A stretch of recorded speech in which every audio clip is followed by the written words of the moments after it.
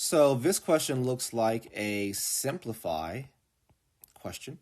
Simplified questions are typically very short, somewhere between 1 and 3 lines long, and contain either an equation or expression. We in fact have two equations, two absolute value equations in this one. So let's check out exactly what they want us to do. The question says if the absolute value of 2x plus 3 is equal to 5, and the absolute value of 3y minus 3 is equal to 6, what is one possible value of the absolute value of xy? Well, that basically means I need to solve for x and I need to solve for y. So the absolute value of 2x plus 3 equals 5. Well, to solve an absolute value equation, we're going to turn that absolute value equation into two separate equations. The first one looks just like the absolute value equation, except it doesn't have the absolute value symbol. It's basically saying 2x plus 3 can equal 5. The second also does not have the absolute value symbol, but the sign of the answer is changed, right? So instead of a positive 5, we have a negative 5.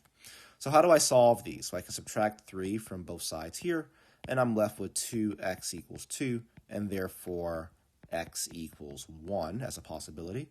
Here I can also subtract 3 from both sides, but in this case I end up with 2x equals negative 8, and dividing both sides by 2 I get x equals negative 4. So those are my two x possibilities. Again, I'm wanting x and y to solve the answer.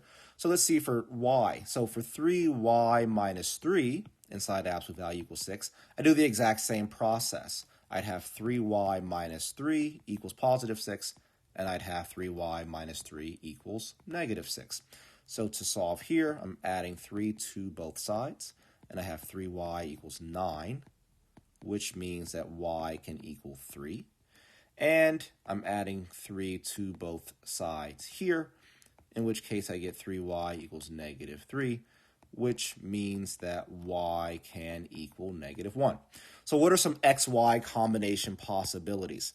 So I could have x equals 1, and x equals negative 4, y equals 3, and y equals negative 1. So one possibility, really, I can choose whatever I want. So let's say I'm going to go with x equaling 1 and y equaling 3.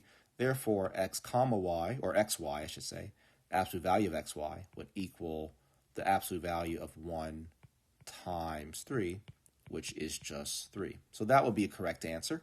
But there's other answers. I could put x equals 1 with y equals negative 1, in which case 1 will be a correct answer. I could put x equals negative 4 with y equals 3. Negative 4 times 3 is negative 12. But when you take the absolute value, that's a positive 12. So 12 could also be an answer. I could put negative 4 with negative 1. Right? Negative 4 times negative 1 is positive 4.